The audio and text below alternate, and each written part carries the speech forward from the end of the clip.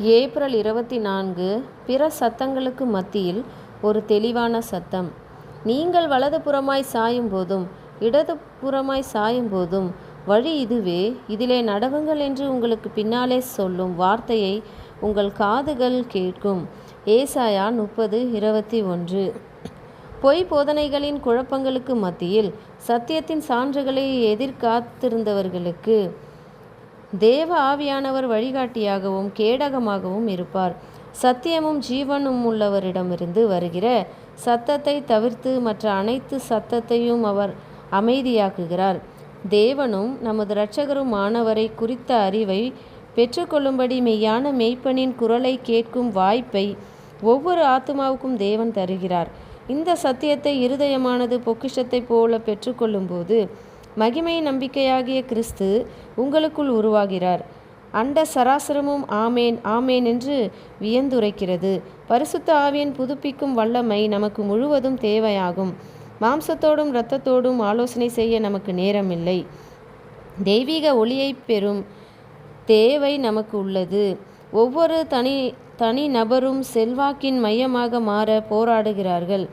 தேவன் தமது பிள்ளைகளுக்கென்று வேலை செய்யாதவரை தேவனுக்கு அடிபணிவது மட்டுமே எந்த ஆத்மாவுக்குமான ஒரே பாதுகாப்பு என்பதை அவர்கள் காண மாட்டார்கள். மனித இருதயங்கள் மீது அவரது மறுரூபமாக்கும் கிருபை இதுவரை உணர்ந்திராத ஒற்றுமைக்கு வழிநடத்தும். ஏனெனில் கிறிஸ்துவுடன் ஒன்றிணைக்கப்பட்ட அனைவரும் ஒருவருக்கொருவர் ஒற்றுமையாக இருப்பார்கள். பரிசுத்த ஆவியானவர் ஒற்றுமையை உருவாக்குவார். அவர் என்னை மகிமைப்படுத்துவார். ஒன்றான மெய் தேவனாகிய உம்மையும் நீர் அனுப்பினவராகிய இயேசு கிறிஸ்துவையும் அறிவதே நித்திய ஜீவன். பரிசுத்த ஆவியானவர் தேவனுடைய குணத்தை மக்களுக்கு வெளிப்படுத்துவதன் மூலம் அவரை மகிமைப்படுத்துகிறார். இதனால் தேவன் அவர்களுடைய உயர்வான விருப்பங்களின் கருப்பொருளாய் மாறி தம்முடைய குணத்தை அவர்களில் வெளிப்படுத்துகிறார்.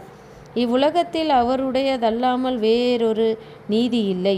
அவரிடமிருந்து பெறப்பட்ட மேன்மையல்லாமல் வேறெந்த மேன்மையும் ஒருபோதும் இருந்ததில்லை என்பதை அவர்கள் தெளிவாக காண்கிறார்கள். உன்னதத்திலிருந்து ஆவியானவர் அருளப்பட்ட போது சபையானது சத்திய வெளிச்சத்தினால் நிரம்பி வழிந்தது. ஆனால் கிறிஸ்துவே அந்த வெளிச்சத்தின் ஆதாரமாய் இருந்தார்.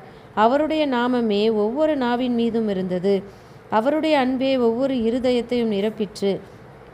அவ்வண்ணமே மாபெரும் வல்லமையுடைய தூதன் வானத்திலிருந்து இறங்கி வந்து அவனுடைய மகிமையினால் பூமியை பிரகாசிக்க பண்ணும்போது இருக்கும். செழிப்பானதும் முழுமையானதும் அபரிதமானதுமான பரிசுத்த ஆவியின் ஈவு அவருடைய சபைக்கு அக்கினி மதிலை போன்றதாகும். நரகத்தின் வல்லமை அதற்கு எதிராக நிலை நிற்பதில்லை. கரைபடாத தூய்மை மற்றும் களங்கமற்ற பரிபூரணத்தில் நிற்கக்கூடிய தமது மக்களை கிறிஸ்துவானவர் தமது எல்லா துன்பங்களின், தமது அவமானத்தின், தமது அன்பின் மற்றும் தமது மகிமையின் பலனாக காண்கிறார்.